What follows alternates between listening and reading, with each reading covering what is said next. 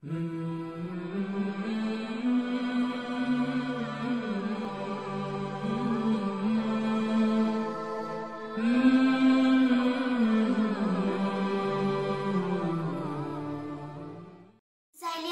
के दूसरे बाब का 8वां किस्सा पेशे खिदमत है। बिस्मिल्लाहिर्रहमानिर्रहीम। तबूक के सफर में कौम समूद की बस्ती पर गुजर। तबूक मशहूर गज़वा है और नबी करीम सल्लल्लाहु अलैहि वसल्लम का आखिरी गज़वा है। हज़ूर अक़दस सल्लल्लाहु अलैहि वसल्लम को इत्तला मिली कि रूम के बादशाह मदीना मुनव्वरा पर हमला करने का इरादा कर रहा है और बहुत बड़ा लश्कर लेकर शाम के रास्ते से मदीना को आ रहा है। इस खबर पर 5 रजब सन 9 हिजरी पंशबा को नबी करीम सल्लल्लाहु अलैहि वसल्लम इसके मुकाबले के लिए मदीना तैयबा से रवाना हो गए।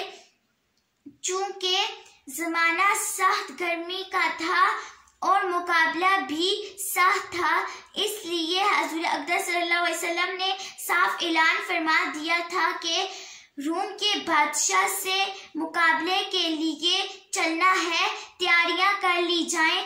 और हज़ूर अक़दस सल्लल्लाहु अलैहि वसल्लम ने खुद इसके लिए चंदा फरमाना शुरू किया।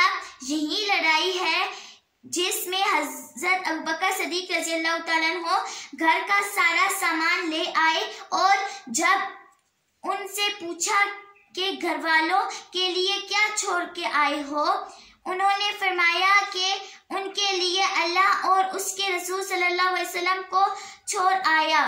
और हज़रत उमर रज़ियल्लाहु ताला अन्हु घर के पूरे सामान में से आधा ले आए, जिसका किस्सा चौथे बाब में है।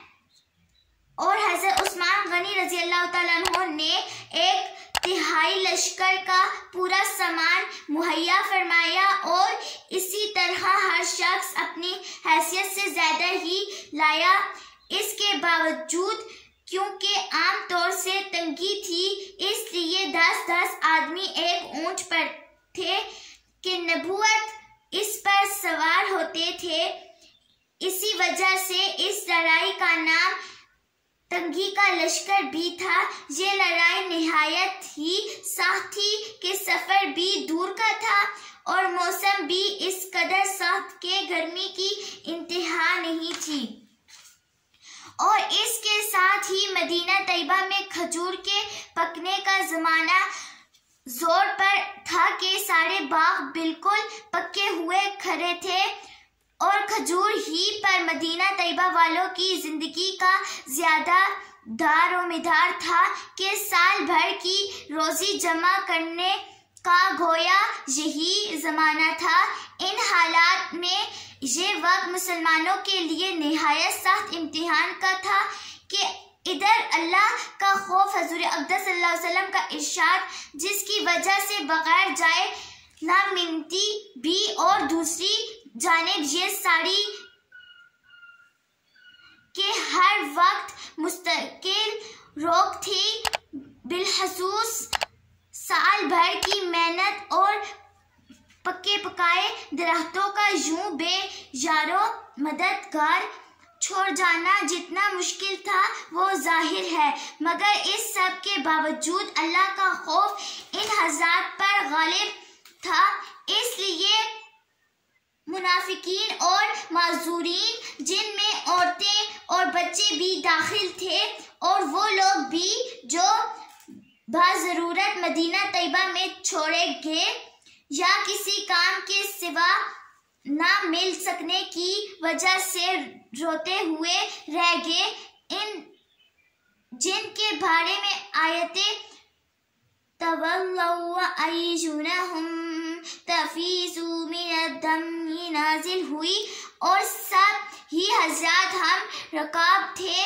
अलबत्ता 3 हज़रात भला अज़र के शरीक नहीं थे, जिनका किस्सा आइंदा आ रहा है।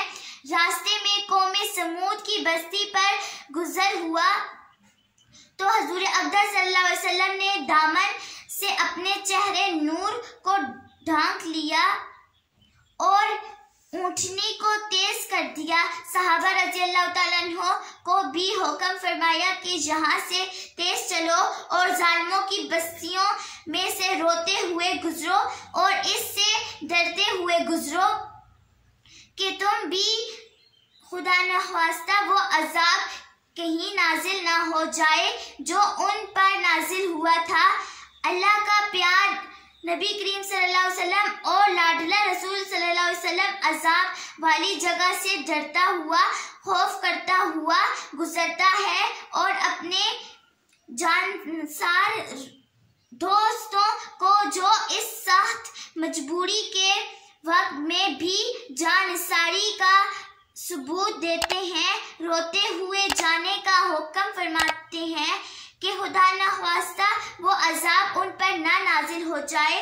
हम लोग किसी बस्ती में ज़लज़ला आ जाए तो उसको सरगाह बनाते हैं,